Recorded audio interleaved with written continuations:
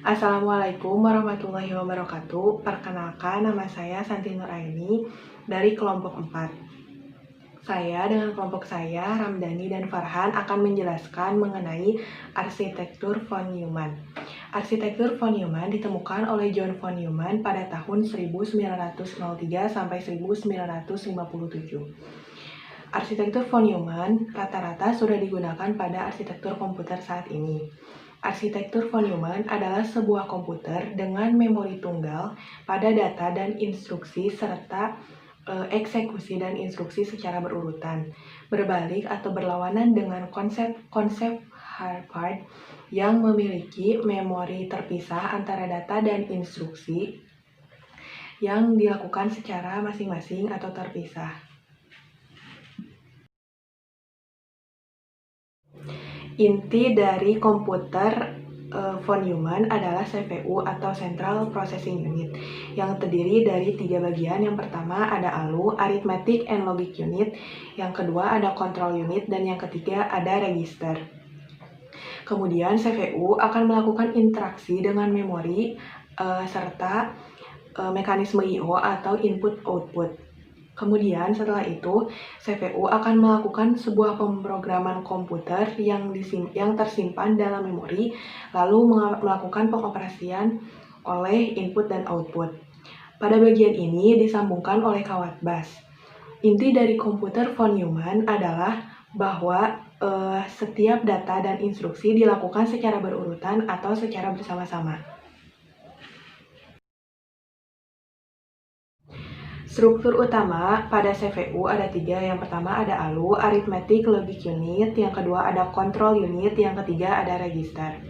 Yang pertama ada ALU yang berfungsi untuk membentuk fungsi-fungsi pengolahan data pada komputer. Yang kedua ada Control Unit yang berfungsi untuk mengontrol mengontrol pengoperasian CPU, Central Processing Unit, serta berfungsi untuk mengontrol keseluruhan bagian komputer.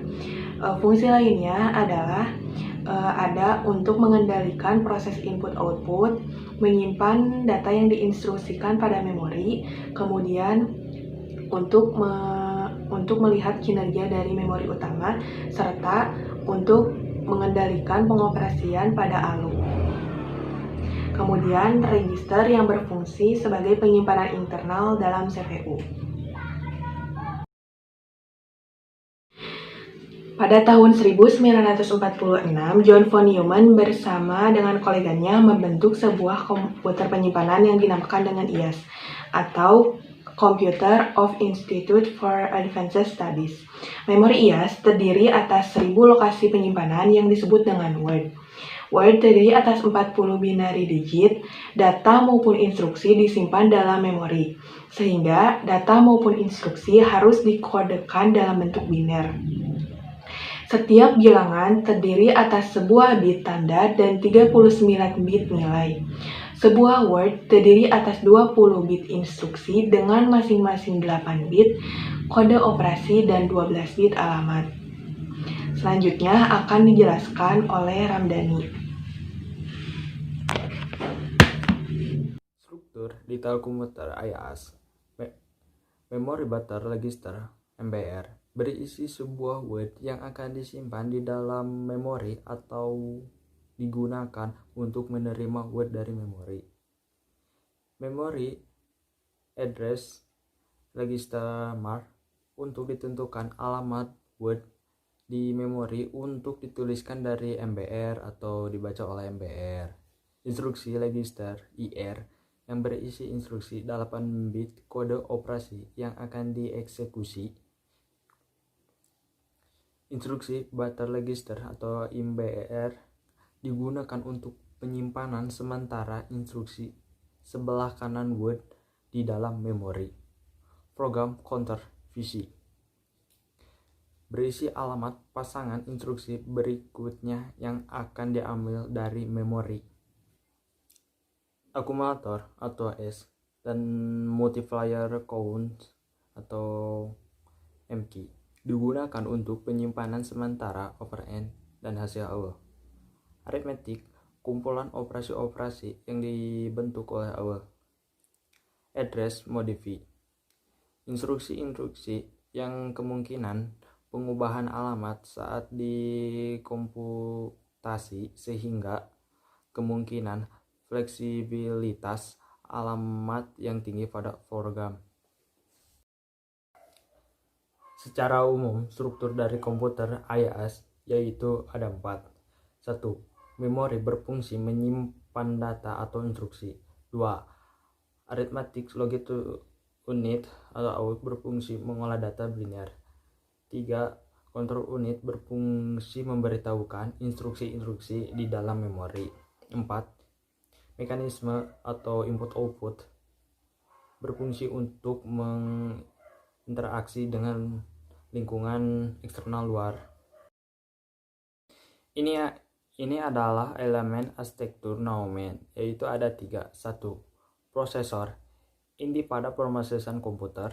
2. Memori, tempat penyimpanan data. 3. Input-output berinteraksi dengan lingkungan luar.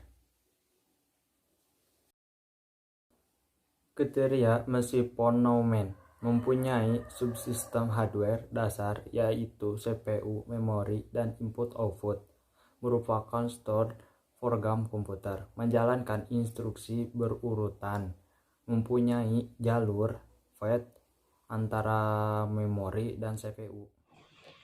Kelebihan dan kekurangan arsitektur von Neumann. Yang pertama ada kekurangan. Yang pertama, instruksi untuk mengakses program dan data harus dijalankan secara sekuensi atau berurutan. Yang kedua, bandwidth program harus sama dengan bandwidth data. Jika memori data adalah 8 bits, maka program juga harus 8 bits. Arsitektur von Neumann membutuhkan jumlah clock CPI atau clock per instruction yang relatif lebih banyak sehingga eksekusi instruksi dapat menjadi relatif lebih lama.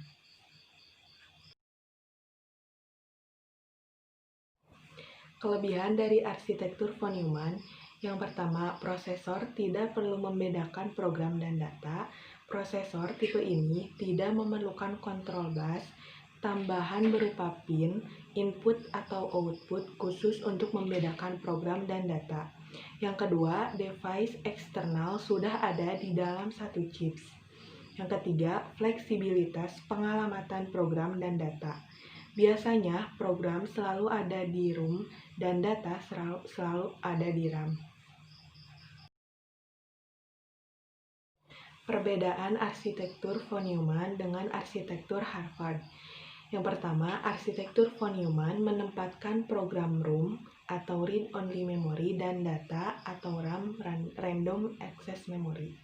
Sebaliknya, arsitektur Harvard memiliki 2 memori yang terpisah, satu untuk program atau ROM dan satu untuk RAM atau random access memory. Organisasi dan pengoperasi arsitektur von Neumann. 1. Memori. Memori adalah kumpulan sel penyimpanan yang masing-masing dapat berada di salah satu dari 2 keadaan berbeda. Salah satu bagian mewakili nilai O atau 0 dan bagian lainnya mewakili nilai 1. Dengan membedakan 2 status logis yang berbeda, setiap sel mampu menyimpan 1 digit atau bit biner dari informasi.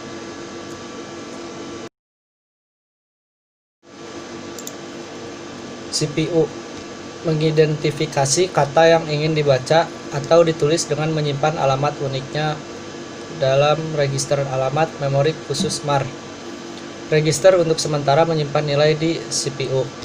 Memori menanggapi permintaan dengan membaca nilai yang disimpan di alamat yang diminta dan meneruskan ke CPU melalui bus dan memori CPU.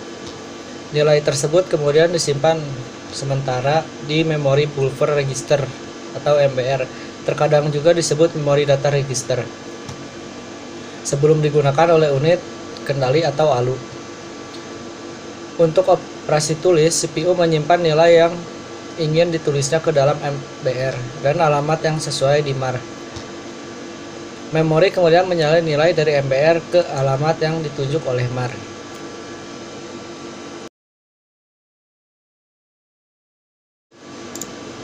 Akhirnya, perangkat input atau output menghubungkan sistem komputer dengan lingkungan luar.